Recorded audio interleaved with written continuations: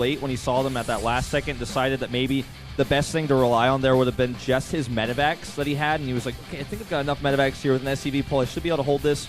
But that was a very aggressive timing by Jim with those extra gates as well. So yeah, here we go. We're going into set number 3, guys, on Foxtrot Labs.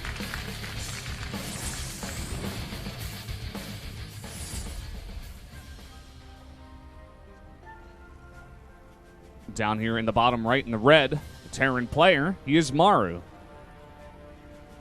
And he is, and he's tied now. 1-1. One into Foxtrot. And up to the top left, his opponent, Invictus. It's Jim.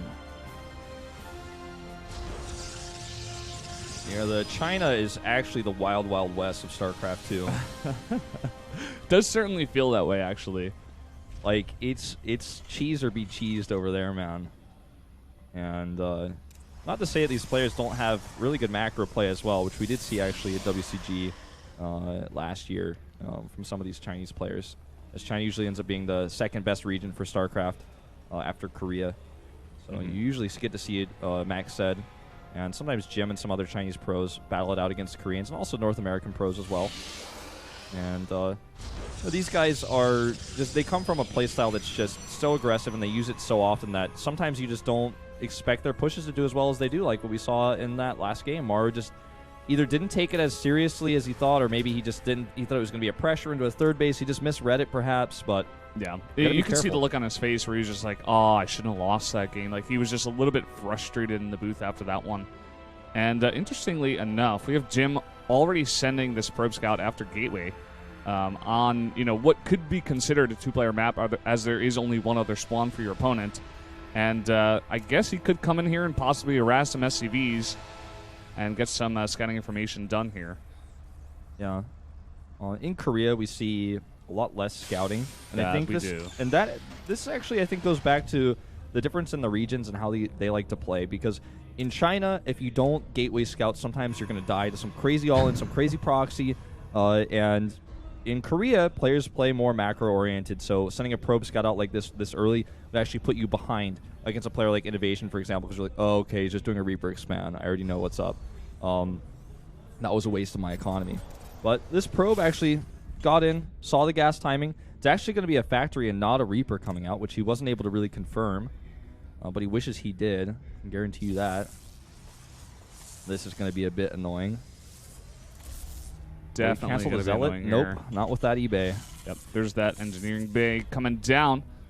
And he does have 2 probes down here, actually, with that one that's coming back from the scout. So the eBay didn't really have much time to get done here. But like you said, forces the Zealot to come out and does delay that Nexus. So definitely pretty annoying. Yeah, that Stalker actually got supply blocked as well here. Bit annoying for Jim. And pretty late Nexus. The dance of death here between the Zealot and the SCV. Oh, the SCV is going to die. He wants to get a scout off on that pylon before he does, though. Will he see it, actually? Nope. Looks like he's not going to be able to figure that one out.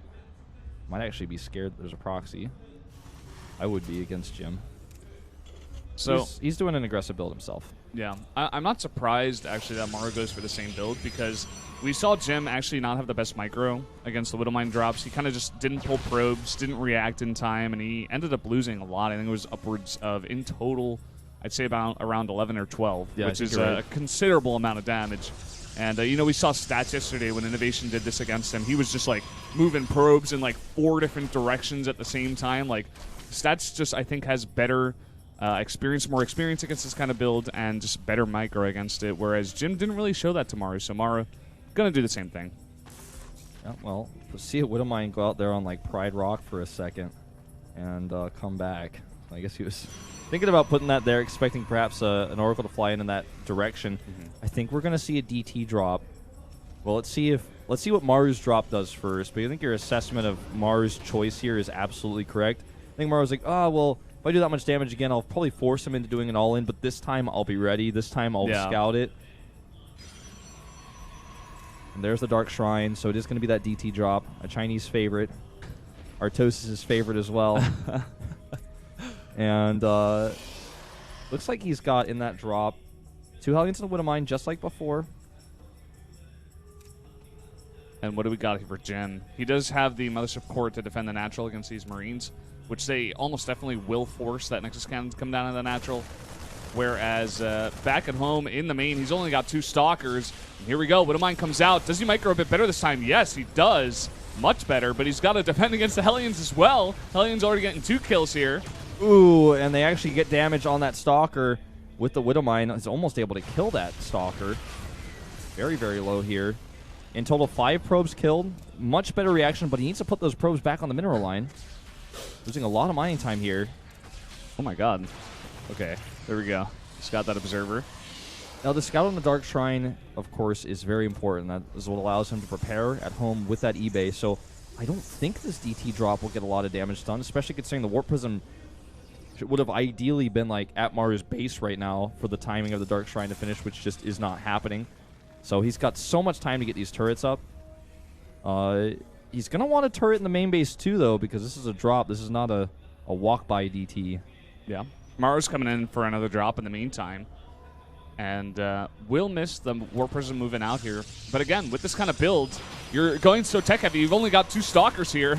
And once again, probably going to do some decent damage. 2 probes going down here. And now being forced to fight with these probes as well.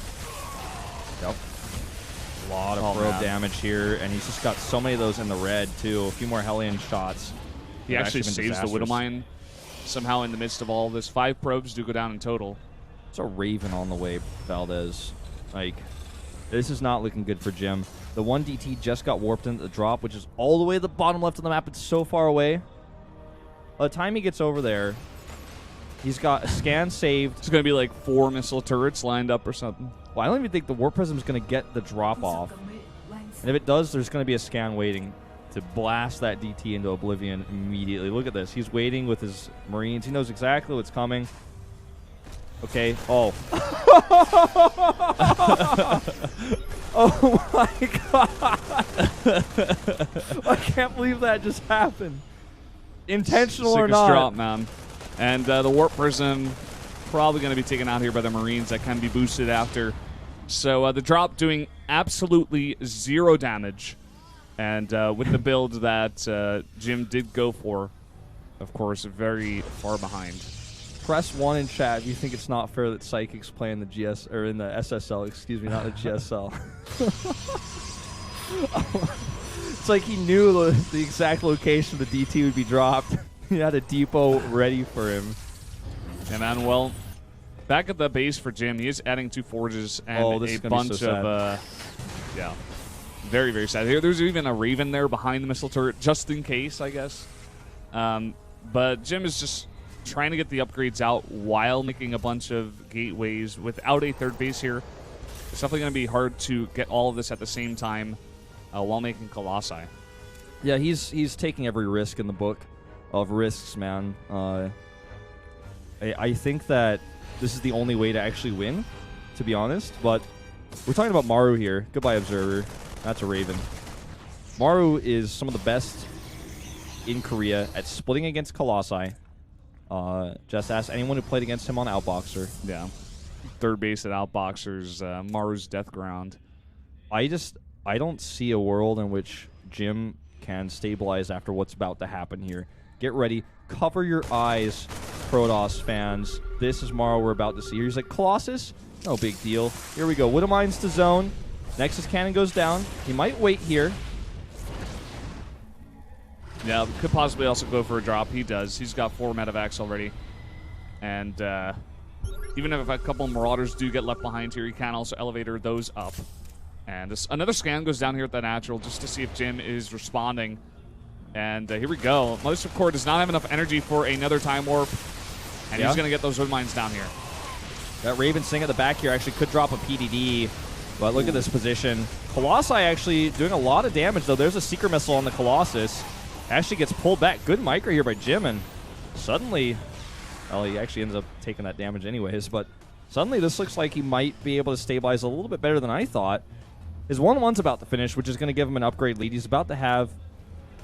Oh, that's an Observer finishing up. That's not a Colossus out, that Robo. I'm sorry, everybody. I thought he was about to have another Colossus out here. I don't know. Let's see what this damage gets done here. He does lose the Widowmines. He's only got a couple left here in the medevacs. But again, he's got to move his entire big, slow army once again back in the main. Yep, and Maru is picking off structures left and right. Yeah, this isn't really like a killing blow. It's just trying to do more and more damage. With the Bagon, he can't make any more Colossi, so Maru doesn't have to make any more Vikings. He just keep making medevacs to keep healing his weakened army. He's even boosting them across the map to make sure they can reinforce faster. And this is just eventually going to whittle him down here. And look at this, dropping on top of the Stalkers. Not enough Stalkers to defend this many medevacs. GG. GG indeed. And after he held that first drop off, I thought he was going to avoid that Seeker Missile damage, but then he ate all the damage not only on that Colossus, but the surrounding units as well. And then I think Maru just had too much. His economy was in a place that was so stable that he could just keep rallying units out. And he killed the Bay, which meant no more Colossi. And he knew that too. Yeah. I mean, he just had too much momentum. StarCraft is a game of economy, and if you're going to dump a ton of gas and even minerals into a build like DT drops and it gets 0 damage done, like literally 0, I think it like hit the supply depot once, and that was about it, which he just like repaired, you know, you are going to be unbelievably far behind, and a player as good as Maru is not going to let you get back in the game. It's so funny that that depot worked out like that, and yeah, the depot was actually still building when it hit, so the depot just finished. Like, the damage was essentially repaired.